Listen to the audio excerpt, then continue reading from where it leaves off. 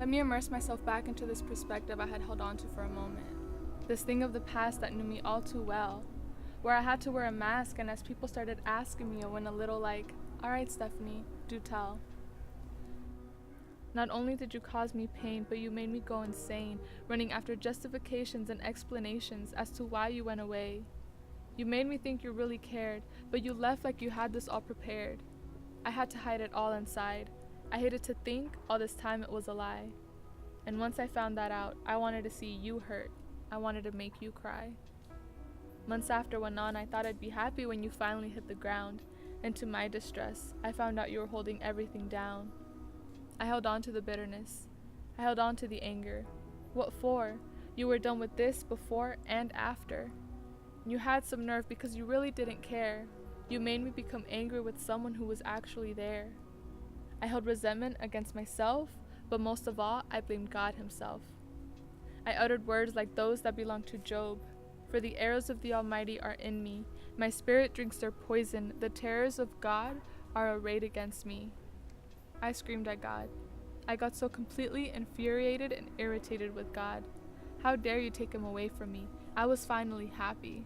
Look around, God. I do everything right. I'm a good person. I don't deserve this. Why are not times of judgment kept by the Almighty? And why do those who know him never see his days? As my mind continued to believe, Job continued to say, "Therefore I will not restrain my mouth. I will speak in the anguish of my spirit. I will complain in the bitterness of my soul." I was persistent for an answer from a boy who now really does not matter.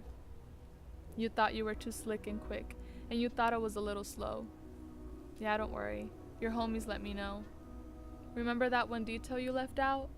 That one person you didn't tell me about? What makes it all the worse, what dug deeper in the hurt, is that you kept me from the truth.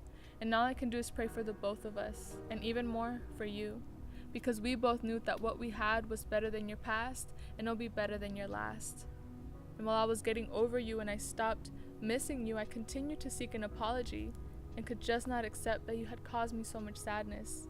I did not want to believe, and without me knowing it, I was only hurting myself and no one else. You had moved on, but I kept dwelling over the past, remembering the good times that went by too fast.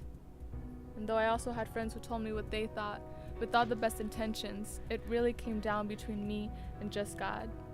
Because I started to question his power, I started to question his love. With God's question to Job, "Who is this that darkens counsel by words without knowledge? Who isn't in the heavens above?" I open my eyes and I start to understand all the things he can do and all that he has really done for me. He raises, "Shall a fault finder contend with the Almighty? He who argues with God, let him answer it." And all I can do is stay quiet, because in fact I can't. I will never be able to. I'm just a dust particle compared to the masses. How dare I condemn? How dare I begin to blame him for the trouble that I myself have sought? Because in actuality, I put this person before my God, and I let this person blind me from where my heart really belonged. I myself have added water to this plant that I call revenge. As Elihu said, "Far be it from God that he should do wickedness, and from the Almighty that he should do wrong. For according to the work of man he will repay him, and according to his ways he will make it befall him." Now to finish what I have to say here, I'll speak to you, silhouette of my history. I'm not saying I'm a better person than you or that I'm not. What I will say though is that I cared enough about you to help you, guide you, and love you. And I suppose you didn't want that at the time. However, what I can do now is take that love and give it to God so that he can find someone who will appreciate me. It has been an uphill battle, a struggle of first degree within myself. But in the end, God restored my fortune so that my heart is filled with him. He saved me from my troubles and saved me from my sins. He has kept me sane, not in the least bit vain. My spirit is now sound, and as I look around at the grace bestowed upon me, I can't help but be happy because I know heaven placed it.